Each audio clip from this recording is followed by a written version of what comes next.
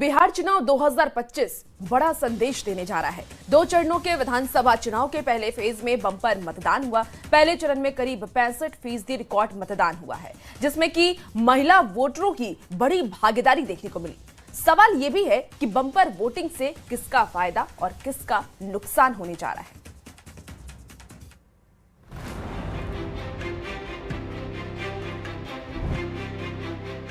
बिहार में पहले चरण में 18 जिलों की 121 सीटों पर जिस तरह से बम्पर वोटिंग हुई, उससे कई समीकरण बन और बिगड़ सकते हैं। वोटरों का उत्साह सुबह से ही देखा गया। वोटिंग ज्यादा होने पर पिछले 2 दशक से यही दिख रहा है कि सरकार को ज्यादा फायदा हुआ है।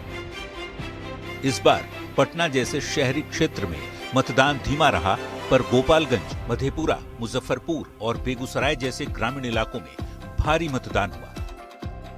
इस बम्पर वोटिंग की वजह क्या है और इससे किसे फायदा होगा और नुकसान, यही सभी के दिमाग में दौड़ रहा है। आमतौर पर ज्यादा वोटिंग का मतलब सत्ता विरोधी लहर से जोड़ा जाता रहा है, लेकिन हर बार में बड़ी संख्या में युवा और महिला मतदाताओं ने वोट डाला। ज्यादातर वोटरों ने विकास के मुद्दे पर भी मतदान किया। पहले फेज के बाद अब सबकी नजर दूसरे और आखिरी फेज के मतदान के दिन यानी 11 नवंबर पर टिकी होंगी, जब 122 सीटों के लिए वोटर अपने मताधिकार का प्रयोग करेंगे। पहले चरण में हुई बम्पर वोटिंग से सत्ता पक्ष और विपक्ष के साथ ही चुनाव आयोग ने भी खुशी जताई है। उम्मीद है 2025 का चुनाव बिहार में वोटिंग का नया रिकॉर्ड बनाने वाला है। Bureau report, news 18। बिहार विधानसभा चुनाव के पहले चरण की वोटिंग के बाद जेडीयू नेता और केंद्रीय मंत्री राजीव रंजन सिंह उर्फ ललन सिंह ने महागठबंधन पर निशाना साधा। उन्होंने दावा किया कि महागठबंधन जितना चुनाव में प्रचार कर रहा था, उसकी हवा अब निकल चुकी है।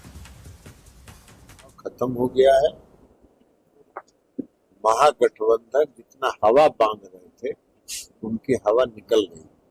प्रथम चरण के चुनाव 5-10 सीट मिलेगा कि नहीं मिलेगा 120 में, ये भी उनको अंदाज नहीं, पता चल जाएगा 14 तारीख।